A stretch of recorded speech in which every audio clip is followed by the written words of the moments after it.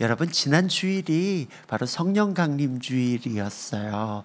물론 우리 교회가 늘 그 교회력에 딱딱딱딱 맞춰서 어떤 주제를 만들어가는 그런 형식은 아니지만, 그럼에도 불구하고 제 마음 가운데에는 분명히 의미가 있겠다 하는 마음으로 예배를 준비할 때도 그렇게 기도하고 방향도 그렇게 잡아가면서 그 시간들을 보냈던 것 같습니다.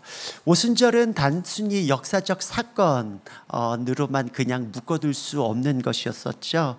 2000년 전에 오순절 성령의 역사, 급하고 강한 바람처럼 불의 혀가 갈라지는 것 같이 각 사람 한 사람에게 충만하게 성령으로 임했던 사건인 것입니다. 그들이 모두 성령의 충만함을 받고 각기 방언을 말하기 시작했다라고 이야기합니다.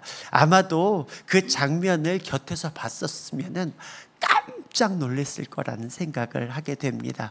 그래서 저는요, 이 금요일마다 제가 앞에서 찬양을 인도할 때마다 그런 기도를 합니다. 하나님, 바로 이곳이 그 당시에 모였던 마가의 다락방이 되게 하여 주시옵소서. 성령으로 그렇게 우리 하나님의 사람들 충만하게 찾아와 주시고 우리의 삶을 송두리째 주여 변화시켜 주시옵소서. 그런 기도를 전 정말로 금요일마다 여러분들을 뵈면서 그렇게 합니다.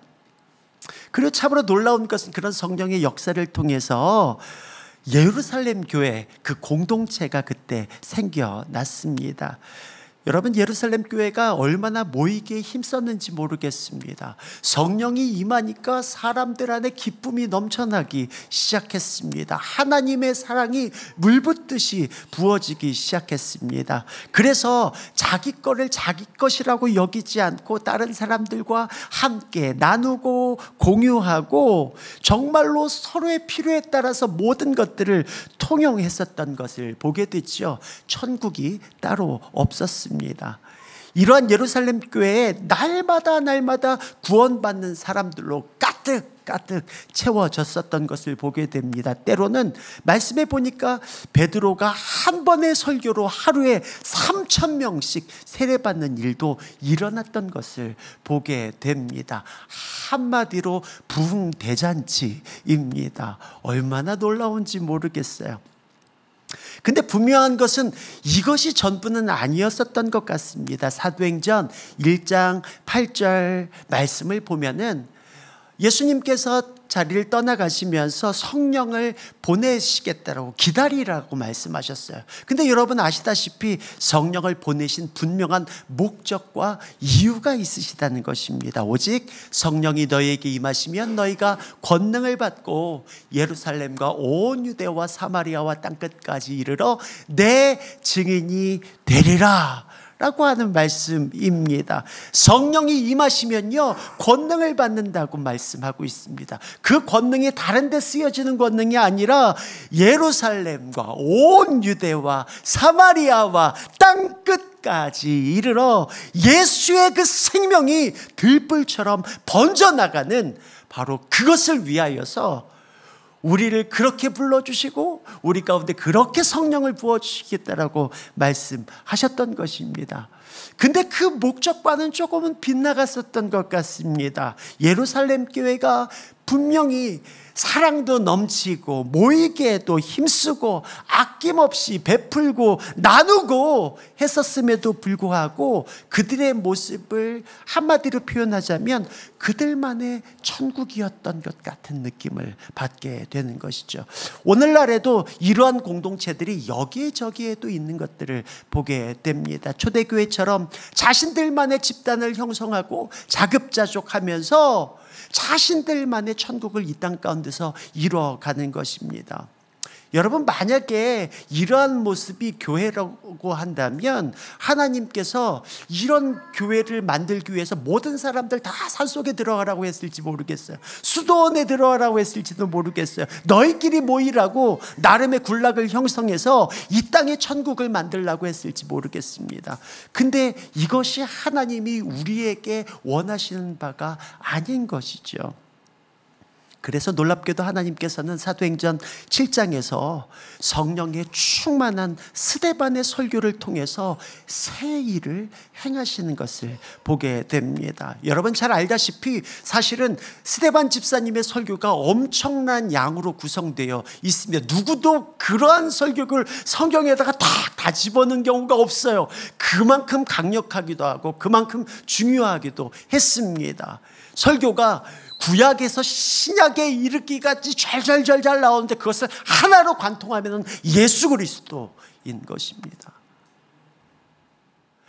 그 생명력 넘치는 설교를 통해서 예수 그리스도를 선포하기 시작했어요. 과거에 이스라엘 백성들이 출애굽 광야에서부터 불순종했던 그 모습들이 여태껏 지금도 하나님 앞에 불순종하고 있지 않느냐, 그가 설명하고 있는 것입니다. 사도행전 8장 51절 말씀에 보면 목이 곧고 마음과 귀에 할례를 받지 못한 사람들아, 너희가 항상 성령을 거스려 너희 조상들과 같이 너희도 하는도다 책망하고 있는 것이죠. 이런 담대함이 어디서 나올까요? 그런데 이런 스데반의 설교를 들을 때에 54절에 보면 그들이 이 말을 듣고 마음에 찔렸다라고 합니다. 마음에 찔리면 어떻게 합니까? 돌아서야 하는 것이에요. 주님께로 회개함으로 나와야 하는 것이에요. 근데 그들이 마음에 찔려 이를 갈았다라고 이야기하고 있는 것을 보게 됩니다. 그리고 스데반은 하늘의 영광을 보게 되는, 보좌에 계신 하나님과 그 우편에 앉아 계신 예수 그리스도를 보면서 와, 주님이 이렇게 계시다라고 말하고 있는 것이에요. 그 소리를 듣자마자 거의 모였던 모든 회중들이 갑자기 소리를 고래고래 지르면서 미친 사람 마냥 귀를 틀어 막고선 소리를 지르는 거예요. 급기야는 달려가서 스데반을 잡아서 성 밖에 내치고 그 자리에서 돌로 쳐 죽여버리고 맙니다. 엄청난 사건인 것이죠. 근데 놀랍게도 그날에 예루살렘에 있는 교회에 큰 박해가 일어나는 거예요. 단순히 스데반 한 사람이 아니라 그 일로 말미암아 예루살렘 교회 전체를 뒤흔들 만한 그런 박해가 일어나기 시작합니다. 예수 믿는 사람들을 다 잡아다 가두는 거예요. 그 일에 맨 앞장 섰던 사람이 바로 바울인 것이죠. 그래서 사도들 외에 온 교회가 유대와 사마리아로 뿔뿔이 흩어지는 것을 보게 됩니다.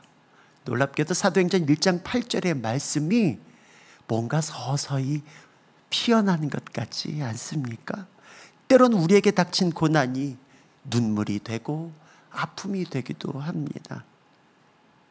그러나 궁극적으로는 하나님의 선하신 계획이 펼쳐지는 현상이 될 때도 있습니다. 때로는요, 우리는 이런 고백을 주님 앞에 드리고 싶은 마음이 굴뚝 같습니다. 주여, 여기가 좋사오니, 여기가 좋사오니. 모든 것들이 술술 풀리고 때로는 우리 공동체가 너무 좋을 때가 있습니다. 그냥 이대로만 갔으면 좋겠다. 우리끼리만 함께 사랑을 나누고 교제하고 떡을 떼면서 그 풍성함을 우리끼리만 누렸으면 좋겠다. 혹시 여러분의 공동체가 지금 그러고 계시지 않으세요? 사랑이 막 피어나지만 여러분, 사실은 그냥 거기에만 머물러 있으라고 주님이 우리를 그러한 공동체로 부르시진 않았습니다. 진정한 생명력이 흘러넘치는 교회는 거기에 멈춰서 있지 않습니다. 하나님께서는 때로는 그래서 우리로 하여금 하나님의 뜻에 부합시키기 위해서 우리의 생각과 상황을 완전히 전복시켜 버리시는 경우들도 있습니다.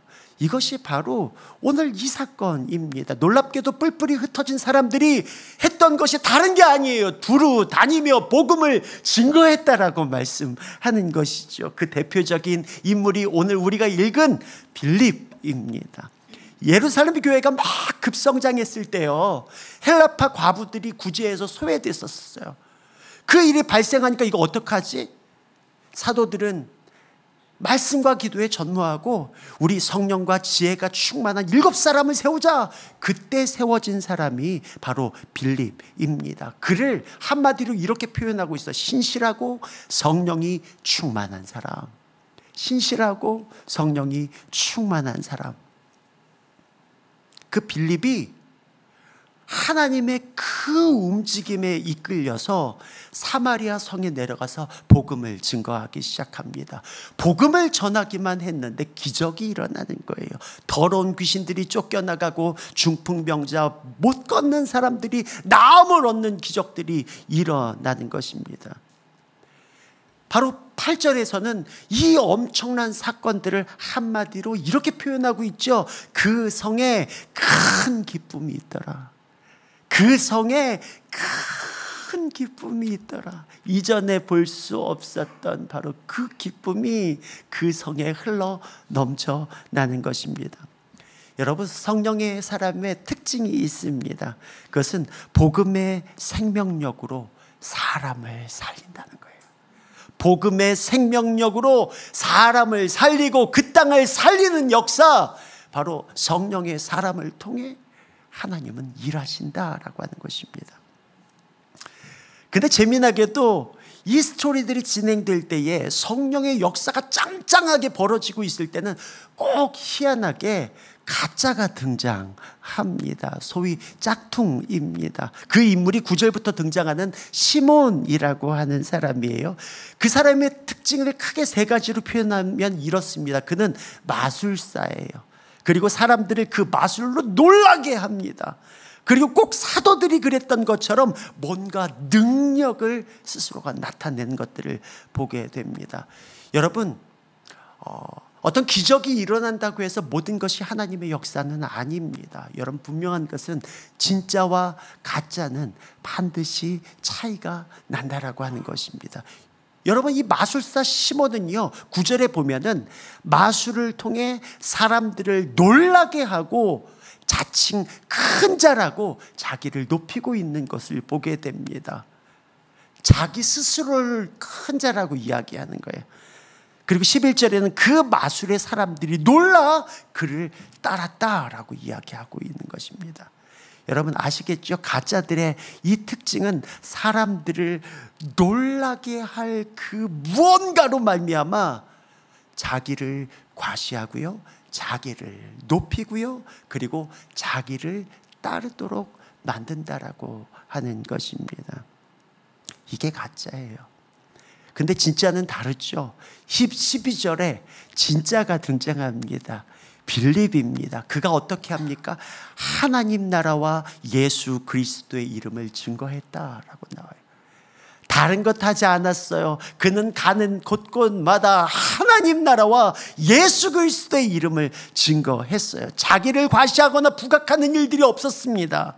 사람들을 두려움에 떨게 만들 만한, 사람들을 현혹시킬 만한 그 어떤 것들로 조장하거나 그러지 않았어요. 그럼에도 불구하고 하나님의 역사가 그가 밟는 땅마다 선포하는 말씀을 통해서 계속해서 살아 운동력 있게 그들을 변화시키고 고치고 새롭게 하시는 일들을 했었던 것들을 보게 됩니다.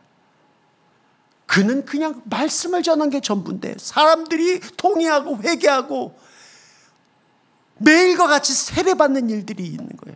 그러면서 그때마다 하나님의 표적과 능력이 계속해서 나타났다라고 성경에 기록하고 있습니다. 여러분, 한동안 한국 교회에서 신사도 운동 이런 것들로 참 조금은 골치 아프고 어려운 시절들을 보냈어요. 아마도 여러분 들어보셨을 거라는 생각이 듭니다. 하나님이 우리를 교회로 부르신 이유가 있다고 한다면 하나님 나라와 십자가 복음을 증거하기 위해서 우리를 부르신 것 아닙니까? 근데 자꾸 자기에게 주목하게 만드는 거예요. 자꾸 자신이 사도니 어쩌니 하면서 사역자 자신에게 모든 성도들을 주목하게 하는 겁니다. 나타나는 표적에 집중하게 해서 자신들의 능력을 과시하기도 합니다. 하나님을 이용해서 오히려 자기를 부각시키는 것을 보게 됩니다. 이러한 사역은 주객이 전도된 사역입니다. 이런 사역은 결과적으로 열매가 없을 뿐만 아니라 이런 일을 통해서 한국교회 안에 성령의 불을 꺼뜨려 버리고 말았어요. 여러분, 그런 것들로 막 뭔가 시끄러워지고 어렵게 된 이후부터는요, 한국교회 안에서 성령 얘기를 꺼내기가 어렵게 됐어요. 성령 얘기만 나오면, 성령의 역사만 이야기하려고 하면은 신사도 아니야? 이런 표현들로 모든 것들을 싸잡아 버리게 되었습니다. 여러분, 성령의 사역을 축소시키면 어떻게 되는 줄 아십니까? 궁극적으로는 선교의 길이 막히게 됩니다. 여러분, 성령은 예수의 영이십니다. 사도행전 16장 6절에서 7절 말씀에 보면은 성령이 아시아에서 말씀을 전하지 못하게 하시거늘 그들이 부르기아와 갈라디아 땅으로 다녀가 무시아 앞에 이르러 비두니아로 가고자 애쓰되 예수의 영이 허락하지 아니하시는지라. 성령의 이끄심, 성령의 인도하심 따라서 그들이 선교의 활동들을 이어갔던 것들을 보게 되는 것이죠. 여러분, 성령이 충만한 우리로 하여금 예수만 증거하게 하고요, 예수의 증인으로서 살도록 이끌어 주신다는 것입니다. 앞에서 언급한 마술사 시몬은 사람들이 성령 받는 것을 보고 이 권능을 나도 얻었으면 좋겠다 해가지고 했던 일이 무엇입니까? 사도들로부터 이 권능을 살려고 돈을 쥐어주는 거예요. 그가 이 권능을 얻었다라고 한다면 어디에 썼을까요?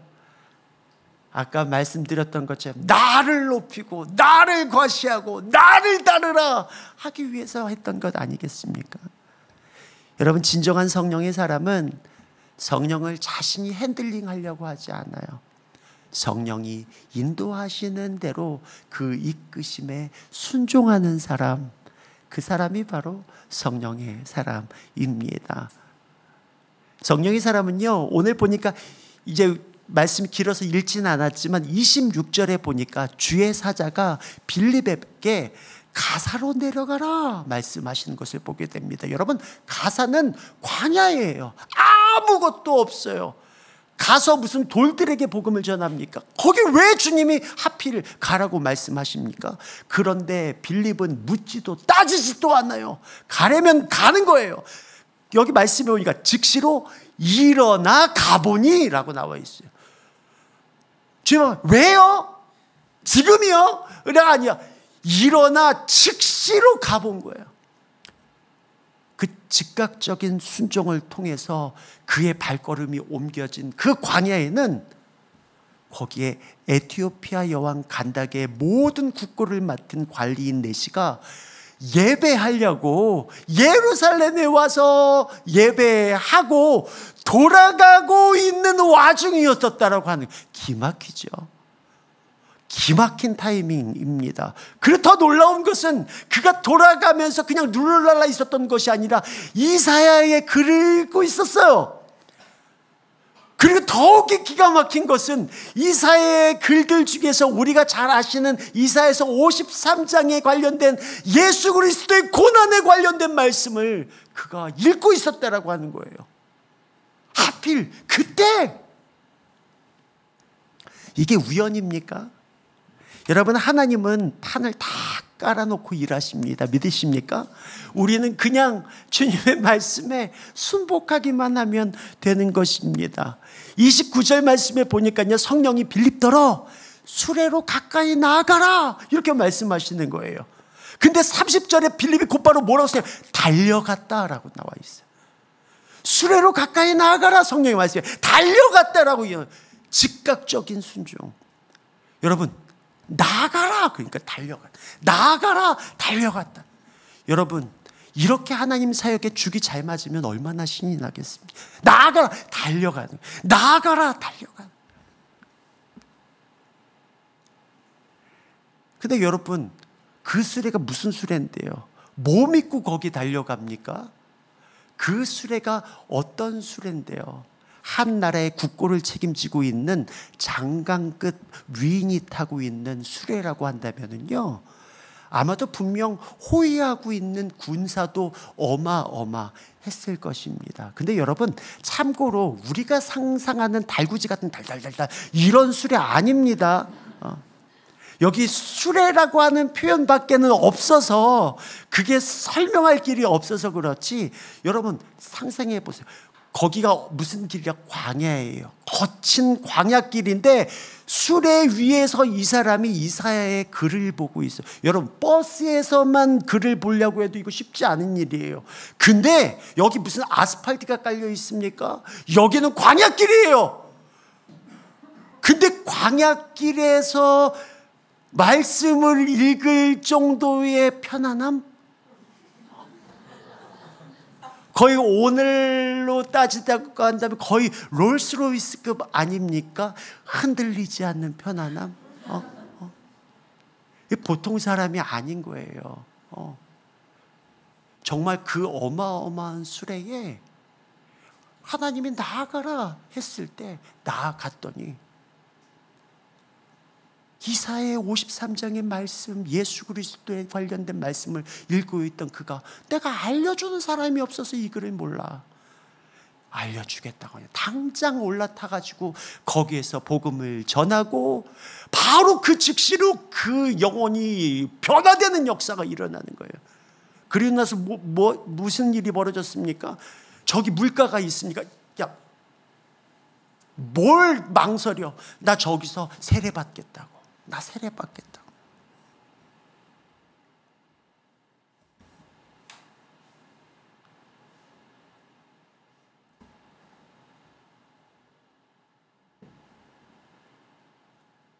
여러분, 어떻게 이런 일이 벌어질 수가 있죠?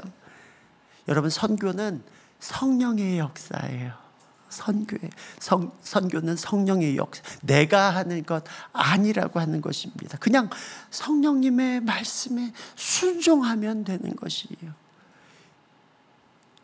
그리고 실제적으로 이 일로 복음이 예루살렘에서 온 유대로, 사마리아로, 그리고 이 에티오피아 내시의 그 발걸음을 통해서 땅 끝까지 복음이 어떻게 삽시간에, 순식간에 이렇게 벌어지는 일들이 있을 수 있냐라고 하는 것입니까? 이것은 하나님 앞에 있는 그대로 순종하는 자들을 통해서 있는 일입니다. 이 빌립의 스토리 안에 순종한 두 사람의 이야기가 같이 함유되어 있습니다. 그것은 베드로와 요한입니다. 14절 말씀에 보니까요, 지금 빌립이 다니면서 복음을 증거하니까 사마리아까지 복음이 흥황케 되어지고 놀라운 하나님의 역사가 나타나는 소식이 그들의 귀에 들렸어요.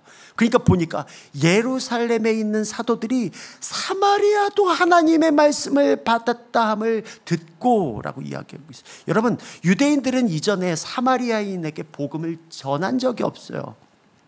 왜입니까? 이방인들은 개나 돼지나 다름이 없었기 때문에 그렇습니다. 그럼에도 불구하고 그들이 사고를 뛰어넘어서 이런 소식들이 들려올 때에 그걸 관망하지 않았어요. 베드로와 요한은 그들도 즉각적으로 순종해요. 물론 의구심은 있었어요. 그렇기 때문에 이 표현이 있는 거, 사마리아도?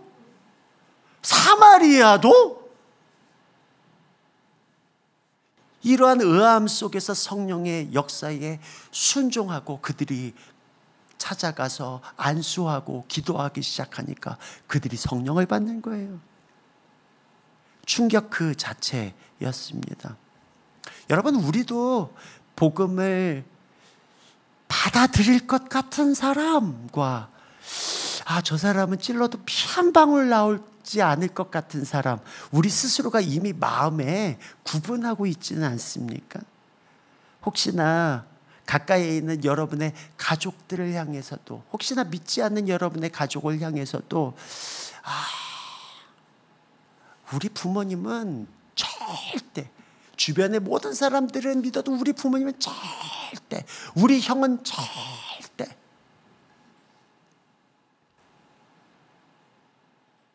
여러분 스스로가 이미 단정 짓고 계시지는 않습니까? 여러분, 사마리아도 하나님의 말씀을 받았어요. 사마리아도 성령을 받았습니다. 그로 인해 그 성에 큰 기쁨이 있었다고 이야기하고 있는 것이요. 여러분, 여러분의 가정 안에도 왜 이 역사가 안 나타났겠습니까? 여러분, 제발 부탁입니다. 내 스스로의 판단으로 그 모든 것들을 제한하지 마시기 바랍니다. 성령의 사람은 그의 온 삶을 성령께서 핸들링하도록 자신을 드리는 사람입니다.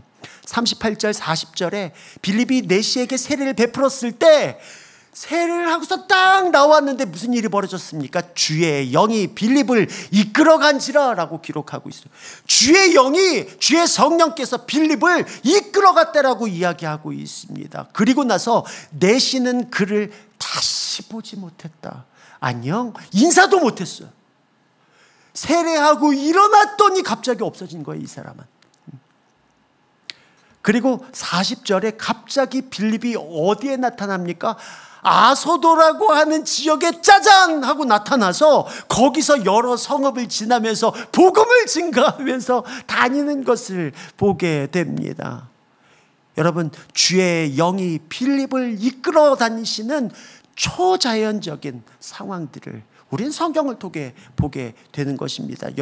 여기서 말씀에서 이끌어가다 라고 하는 이 표현은요, 훔치다, 잡아채다, 데려가다 라고 하는 뜻이에요. 성령께서 강권적으로 데려가시는 것이에요. 성경에서 우리는 비슷한 구절들을 우리가 알고 있죠. 마태복음 4장 1절 보면 예수님이 세례 받으시고 광야로 성령께서 이끌어 가시는 장면을 우리는 기억합니다. 열왕기하 2장에 보면은 엘리야가 회오리 바람을 타고 승천하게 되죠. 주님이 데려가시는 것을 보게 됩니다. 고린도서 12장 2절 말씀은 바울이 셋째 하늘에 이끌려가는 것을 보게 되죠. 데려가시는 것이. 데살로니가전서 4장 17절 말씀은 마지막 날에 우리가 이렇게 들림받게 될 것이다 라고 하는 표현을 우리는 볼 수가 있는 것입니다. 이 모든 것은 하나님께서 직접적으로 역사하시는 저와 여러분은 이것을 어떠한 상상력으로도 이것을 해석할 수 없는 그런 정말로 특별한 사건들인 것입니다. 빌립은 이렇게 성령에 이끌려서 쓰임을 받았습니다. 물론 여러분, 이 구절 다음부터는요, 빌립에 대한 언급이 없어요. 네.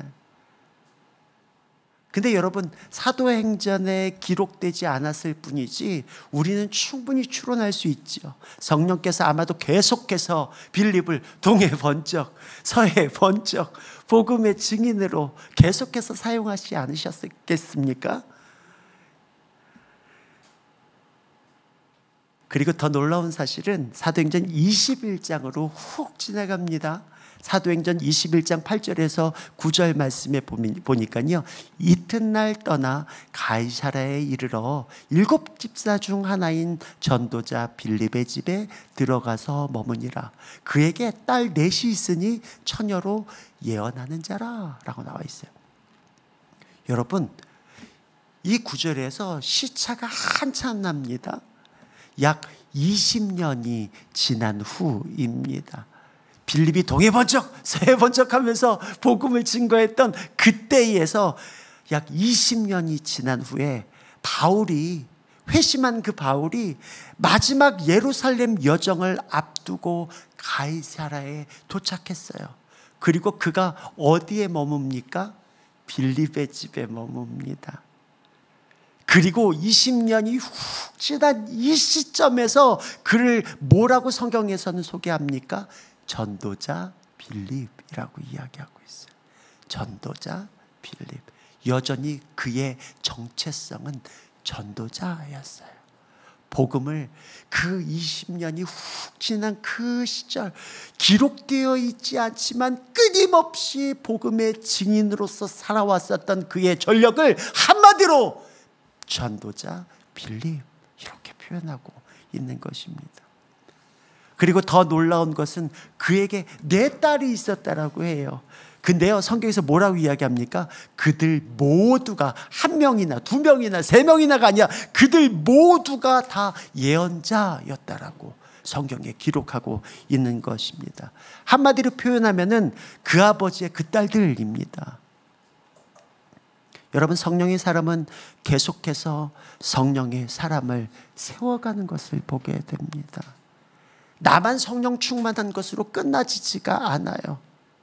정말 성령의 충만한 자, 성령의 인도하심을 받는 자는 나에서 끝나지 않는다라고 하는 것입니다.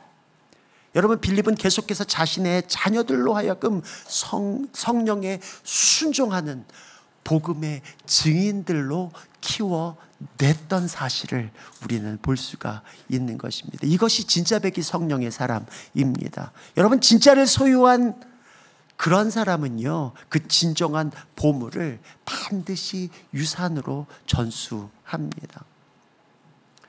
오늘 이 밤에 저와 여러분은 진짜를 소유한 사람 맞습니까? 저와 여러분은 진짜를 소유했습니까? 나는 정말 성령의 사람입니까? 그렇다면 가장 가까이 있는 나의 가정이 그러한 모습을 통하여 변화되는 역사가 반드시 일어나야 하는 거예요. 이것은 지극히 당연한 것입니다. 남들이 보기에는 바깥에서는 사역도 그리고 또 직분도 잘 감당하는 것 같지만 궁극적으로 가장 가까이 있는 사람들을 변화시키지 못하고 있다고 한다면 어쩌면 진짜가 아닐 수도 있어요.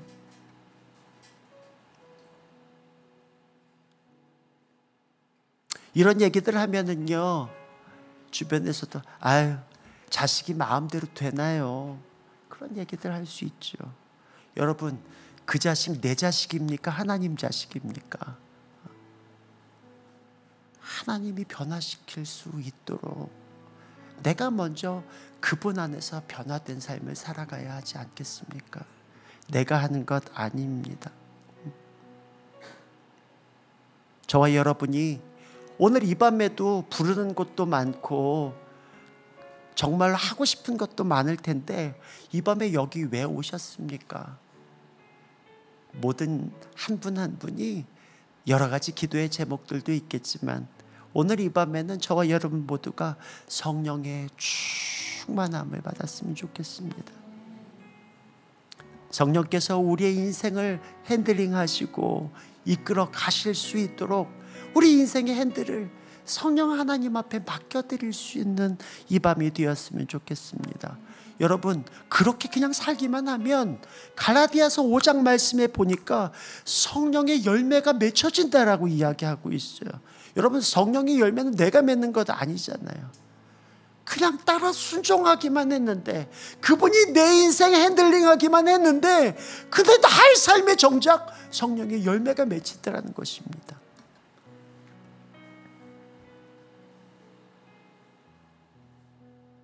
갈라디아서 6장 7절에서 8절 말씀에 이렇게 기록합니다. 스스로 속이지 말라. 하나님은 업신여김을 받지 아니하시나니 사람이 무엇으로 심든지 그대로 거두리라. 자기의 육체를 위하여 심는 자는 육체로부터 썩어질 것을 거두고 성령을 위하여 심는 자는 성령으로부터 영생을 거두리라. 오늘 이 밤에 우리 모두가 성령의 충만함을 누리는 밤 되시기를 축원합니다.